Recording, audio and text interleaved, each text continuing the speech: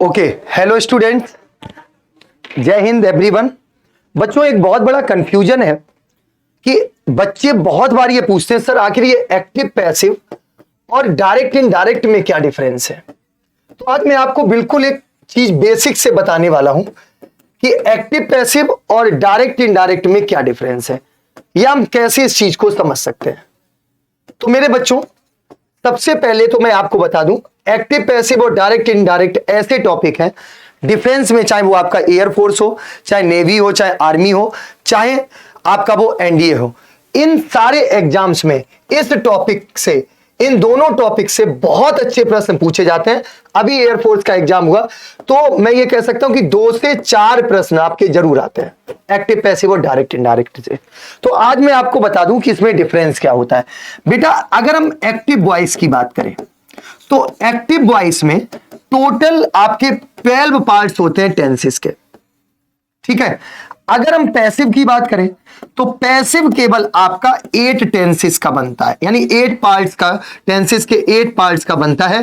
4 ऐसे होते हैं जिनका पैसिव नहीं बनता है। कौन कौन से हैं? सभी परफेक्ट कंटीन्यूअस टेंस, मतलब प्रेजेंट परफेक्ट कंटीन्यूअस टेंस, आपका एक प्रेजेंट परफेक्ट कंटीन्यूअस टेंस हो जाता है।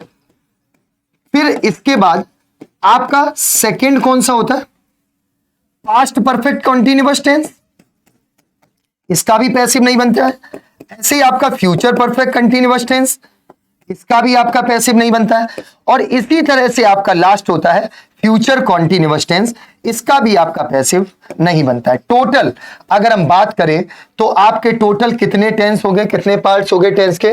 4, जिनका पैसिव नहीं बनता है मेरे बच्चों। इस चीज को याद रखना है। अब आ जाओ अगले पॉइंट पे मेरे बच्चों।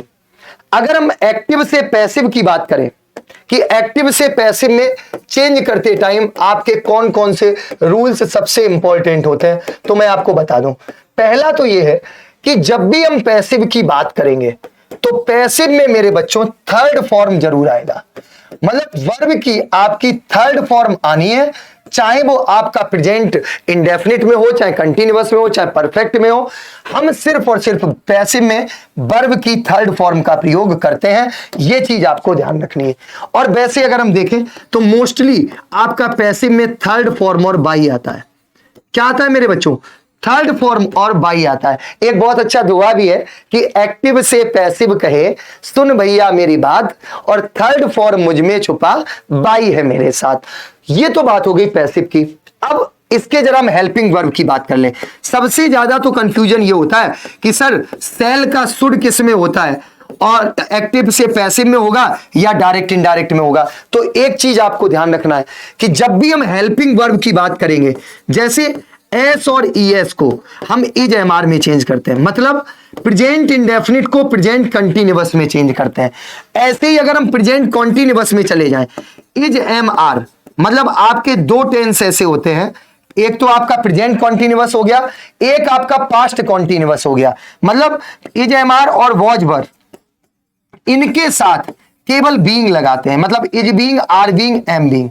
बात को यहां से में बिल्कुल क्लियर कर लेना है कि जहां पर भी इज एमआर या वॉज वर आ जाए, जब भी इसको पैसिव में चेंज करेंगे तो उसके साथ बीइंग जरूर आता है। इस चीज को मेरे प्यारे बच्चों आपको ध्यान रखना है, इस चीज को आपको ध्यान रखना है। अगला पॉइंट समझिए। ऐसे ही अगर हम आ जाए प्रेजेंट परफेक्ट को, तो प्रेजेंट परफेक्ट को हैज और हैव को हैज बीन, हैव बीन में, मतलब सीधी सी बात है कि प्रेजेंट इंडेफिनिट प्रेजेंट कंटीन्यूअस में चेंज होता है, प्रेजेंट कॉन्टिन्यूअस आपका बीइंग में चेंज होता है, हैज हैव आपका प्रेजेंट परफेक्ट कंटीन्यूअस, मतलब आगे वाले टेंस में। जैसे प्रेजेंट इंडेफिनिट है तो प्रेजेंट कंटीन्यूअस। लेकिन अगर हम डायरेक्ट इनडायरेक्ट की बात करें तो डायरेक्ट स्पीच में, डायरेक्ट स्पीच से अगर हम इनडायरेक्ट में चेंज करते हैं तो मेरे बच्चे इसमें क्या होता है कि जो आपकी हेल्पिंग वर्ब, मतलब एस और ईएस को हम सेकेंड फॉर्म, मतलब प्रेजेंट इंडेफिनिट को हम प्रेजेंट पास्ट इंडेफिनिट में, ऐसे ही प्रेजेंट कॉन्टिन्यूअस को हम पास्ट कॉन्टिन्यूअस, मतलब इसको हम दूर वाले टेंस में चेंज करते हैं। मतलब अगर प्रेजेंट टेंस है तो प्रेजेंट को यहां पर हम पास्ट में ही चेंज करते हैं। लेकिन एक्टिव पैसिव में मैंने क्या बताया था कि अगर प्रेजेंट है तो वो आपका प्रेजेंट में ही चेंज होगा, प्रेजेंट को पास्ट में कभी भी चेंज नहीं करते हैं।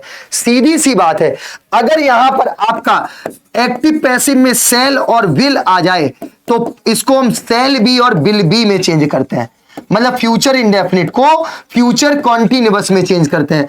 लेकिन अगर बात डायरेक्ट इनडायरेक्ट की आ जाए तो सेल का आपका शुड होता है और विल का आपका वुड होता है।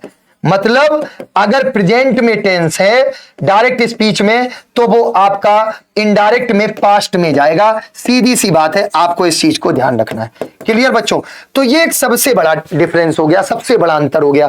फिर अगर डायरेक्ट स्पीच से इनडायरेक्ट में बदलते हैं तो हम उसमें वर्ब की फर्स्ट फॉर्म भी यूज करते हैं, सेकेंड फॉर्म भी यूज करते हैं, थर्ड फॉर्म भी यूज करते हैं और आईएनजी फॉर्म भी यूज करते हैं। सीधी सी बात है, वो टेंस के अनुसार हम इसको first form, second form, third form और आईएनजी फॉर्म में बदलते हैं।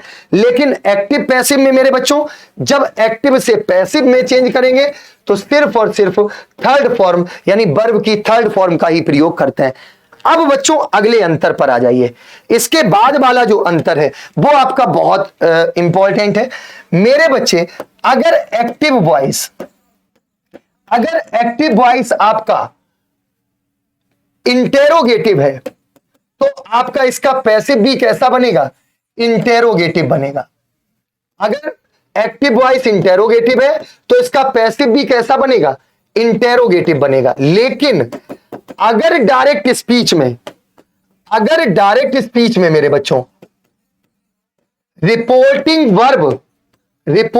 वर्ब यानी रिपोर्टेड स्पीच आपकी अगर इंटेरोगेटिव में है, अगर ये आपकी इंटेरोगेटिव में है मेरे बच्चे, तो याद रखिएगा कि जो इसका इनडायरेक्ट बनेगा वो अफर्मेटिव बनेगा। कैसा बनेगा? अफर्मेटिव। अब मैं आपको एग्जाम्पल के माध्यम से बताता हूं इस रूल का क्या मतलब है। देखिए, जैसे मैंने यहां पे लिखा I have done my work. इसको हम चेंज कर देते हैं, इसको हम इंटेरोगेटिव में लिख देते हैं। मैंने लिखा have you completed this work. Have you completed this work, ये आपका मेरे बच्चे एक्टिव वॉइस है और ये आपका इंटेरोगेटिव सेंटेंस है। मैंने कहा आप इसको पैसिव में बदलो, तो आप क्या लिखोगे? हैज फिर this work, has this work been completed by you. तो बेटा देखो, आपका एक्टिव वॉइस कैसा है? इंटेरोगेटिव। तो इसका पैसिव भी कैसा बना? इंटेरोगेटिव बना। कैसा बना बच्चों? इंटेरोगेटिव। लेकिन अब अगर हम डायरेक्ट इनडायरेक्ट की बात करें, जैसे मैंने यहां पे लिखा he said to me comma inverted comma have you done your work. तो मेरे बच्चे अब जरा इसको हम इनडायरेक्ट में बदलते हैं। इनडायरेक्ट में जब चेंज करेंगे तो देखो, जब इसको हम इनडायरेक्ट स्पीच में चेंज करेंगे तो क्या लिखेंगे? He asked me, comma inverted coma की जगह इफ, यू आपका सेकेंड पर्सन है तो मी के अकॉर्डिंग चेंज होगा। इफ आई, और हैव की जगह क्या हो जाएगा? हैड डन, फिर योर अगेन आपका मी के according my work. If I had done my work. तो बेटा अब जरा देखो, ये डायरेक्ट स्पीच आपका इंटेरोगेटिव था, लेकिन जो इनडायरेक्ट स्पीच बना वो आपका कैसा बना? अफर्मेटिव। ये भी एक अंतर है कि अगर एक्टिव वॉइस इंटेरोगेटिव है तो पैसिव भी आपका इंटेरोगेटिव होगा, लेकिन अगर डायरेक्ट स्पीच आपका इंटेरोगेटिव है तो इनडायरेक्ट स्पीच हमेशा कैसा बनता है? अफर्मेटिव बनता है। मेरे बच्चे ये भी आपका अंतर है। तो आई होप अब आप लोग समझ गए होंगे कि डायरेक्ट से इनडायरेक्ट, डायरेक्ट इनडायरेक्ट और एक्टिव पैसिव में क्या अंतर है। अगर आपको ये वीडियो अच्छी लगी तो मेरे प्यारे बच्चों, सभी बच्चे कमेंट करके जरूर बताएंगे कि वीडियो कैसी लगी और ज्यादा से ज्यादा लाइक और शेयर करेंगे। याद रखिएगा, ये दोनों टॉपिक आपके बहुत महत्वपूर्ण है, मोस्ट इंपॉर्टेंट। तो आपको इस चीज को ध्यान रखना है, जितने भी रूल्स मैंने आपको आज बताए। तो थैंक यू सो मच बच्चों, God bless you all. Video को लाइक कर देंगे, शेयर कर देंगे, और हां, चैनल को सब्सक्राइब करना नहीं भूलेंगे। Thank you so much.